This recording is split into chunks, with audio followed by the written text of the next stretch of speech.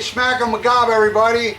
Time for another track by track, and as you can see below, this is gonna really be nerve-wracking to me. I love both albums, but man, to me, you just can't beat the first Van Halen album. Well, nothing Motley Crue has done can beat it. Even what I consider the best album from Motley Crue featuring Vince Neil. My favorite's the '94 album. But this one is almost tied with '94. It is the perfect traditional metal album. And I'm not burnt out on this like I am on this one, but burnout factors do not matter. I highly doubt this is going to lose. Actually, as fucking amazing as this album is, I'd be surprised if it gets any points. But you never know. This album is so badass, it might even get a point from the phenomenal first Van Halen album. So let's do this, okay? And by the way, this is the copy I got all 4 members to sign. Mick Mars and Nikki Sixx signed it at the Peaches. I went to see them open for Motley Crue, and at daytime they went to Peaches in Fort Lauderdale. And here's a funny story. I'll add the picture right here. Now, if you look at this picture, this is from the Fort Lauderdale signing. Look to the bottom right. See that guy holding that album? That's me. And this is the same album. Let's do a comparison of me then and now. Or was I doing the horns? I can't remember. What the fuck happened to me?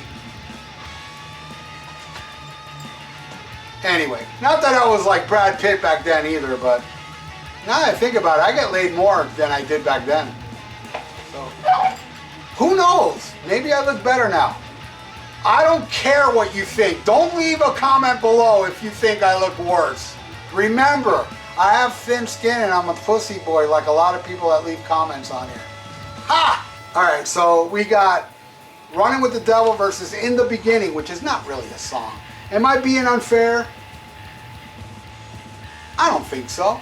I love In the Beginning, even though it's not a song. I love that shit. That one of the coolest intros to any album. That in the beginning, God always, that voice with the noise, that shit's badass. Running with the Devil, burnt out beyond belief, but it's Running with the Devil, man. I'm giving it to Van Halen. Then we got Eruption versus Shout the Devil. Tough. It's very, think about it again. In the Beginning, not really a song. Eruption, not really a song. It's a guitar solo. Shout at the Devil, one of the greatest fucking songs Motley Crue's ever written. It's a song, man. But Eruption is such a game changer, historic. You know what, man? I'm giving it a shout. I'm going to have to give it a shot. I will admit, Eruption is much more historic and much more important than the song Shout at the Devil, but I'm going to be fucking fair, man. I got to be honest with myself. I'm giving that one to Shout at the Devil. All right, then we got... Oh, this ain't even in order. I'm going to take it out, even though I know what it is. You really got me. But, you know... You Really Got Me versus Looks That Kill. Is this shit in order? Yeah, it is. You Really Got Me versus Looks That Kill. You know, I'm going with You Really Got Me. I don't need to explain. I love, hey, both albums. I love every song on both albums. Every single song I love on both albums. So I'm not going to bore you to say, well, I really like this one, but I got to go with that one. Just keep in mind, I love every song off both albums. So... You Really Got Me, I'll take over Looks That Kill. I would say my least favorite song on Shout at the Devil is Looks That Kill. And it's a great song. It's an awesome song. But even Danger, I love Danger. Great song. Ain't Talking About Love versus Bastard. Son of a bitch. I gotta go with Ain't Talking About Love, man. I have to. As much as I love Bastards. Damn, bruh. Damn, child. Alright.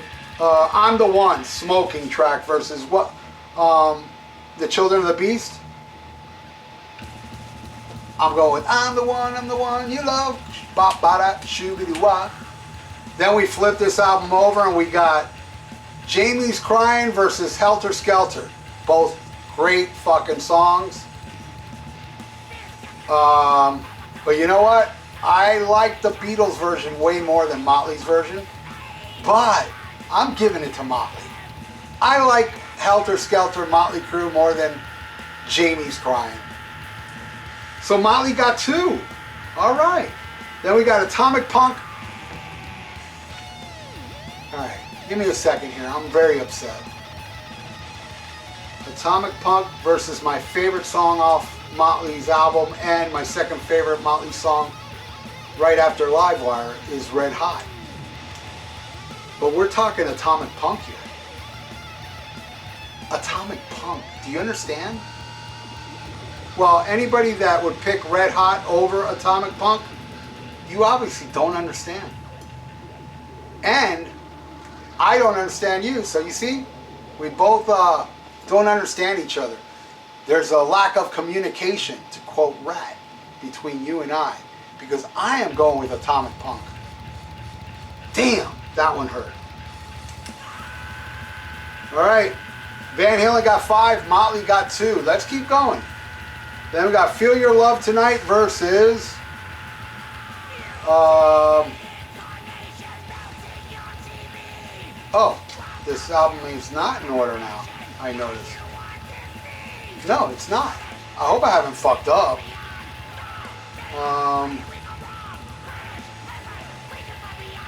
Too Young to Fall in Love. You know what? That is close, but there's just something about we're getting funny in the back of my car. I'm sorry, honey, if I took you just a little too far. Yeah, gotta give it to that. Even though you got, well, I'm killing you. Watch your face turning blue. I don't feel that bad, but both great. All right, then we got Little Dreamer. Love the fuck out of that song versus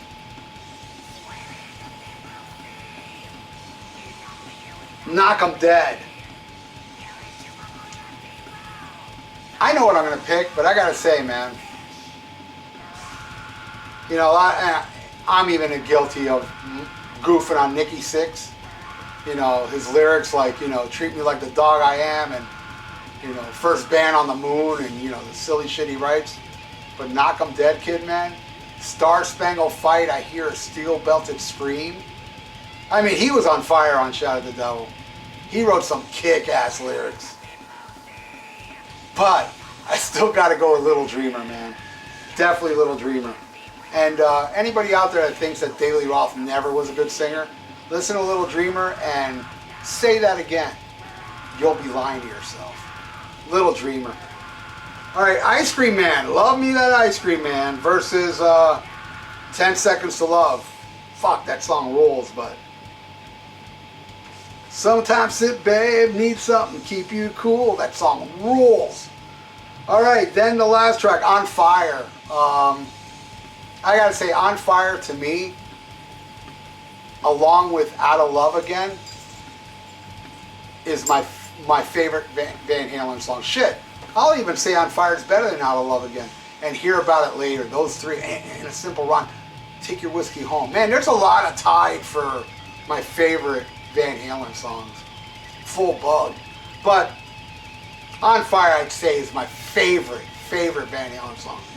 Danger, in my opinion, is the greatest Vince Neil vocal performance he's ever done, in Motley Crue or solo-wise. I love Danger. It's I don't believe it's ever been played live. It's the one song, the only song on this album that's never been played live. Not a very talked about song. I love Danger. But, come on, it's not even in the same ballpark as this song. So, here we have it. Van Halen got 1, 2, 3, 4, 5, 6, 7, 8, 9. And Motley got 2.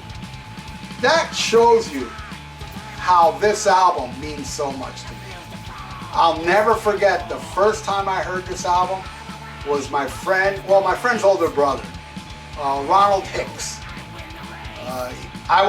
He goes, Ralph, come here, and he goes, come in my car, I'm gonna play you something. And he played me Eruption. And that was it. I was like, whoa, who are these guys? Van Halen. But you know what? When he said Van Halen, I do remember seeing in a magazine, the very first time I ever saw Van Halen in a magazine was, you guys know that whole thing with the skydiving? There was, with parachutes that had a VH on it. The whole thing was 4 people jumped out of a plane at a big, I forgot where it was, maybe Day on the Green or Texas or something, a festival. And before Van Halen came on stage, a plane went overhead. 4 people jumped out with parachutes, and everybody thought it was Van Halen. And then Van Halen came up on stage with the skydiving gear, taking it off. That's actually on YouTube. You can see a couple seconds of that, of them getting on stage and taking off their skydiving gear, making pretend it was them that jumped out of the plane. Genius. That was the first time I ever saw a Van Halen picture. Then when he played me that, I was like, whoa. And this was, yes, back in 1978 when I was 13 years old. Awesome. Well, that was a great track-by-track battle. I hope you enjoyed it. I hope you enjoyed my little tidbits in between this one. And I'd like to know your track-by-tracks when it comes to these 2 albums in the comments below. And please, subscribe to my channel and click the little bell for notifications, because I pretty much put up something every day. So everybody have yourself a good one.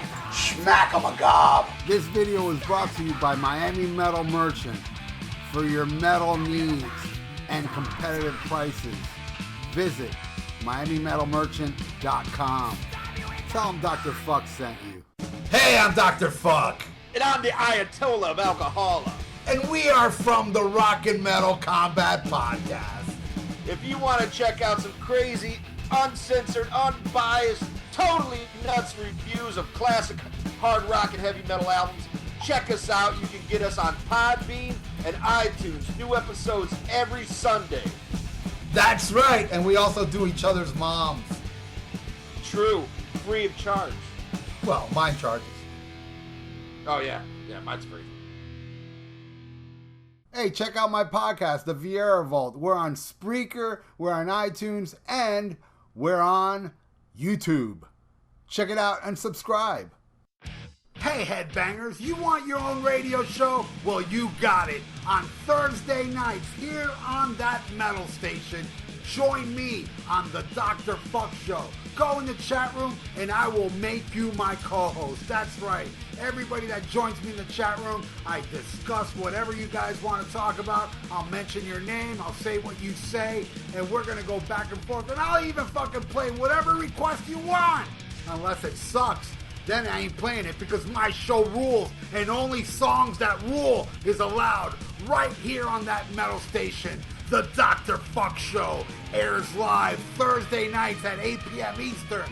Hope to see you there. Well, no, fuck that hope. I better see you there, motherfucker.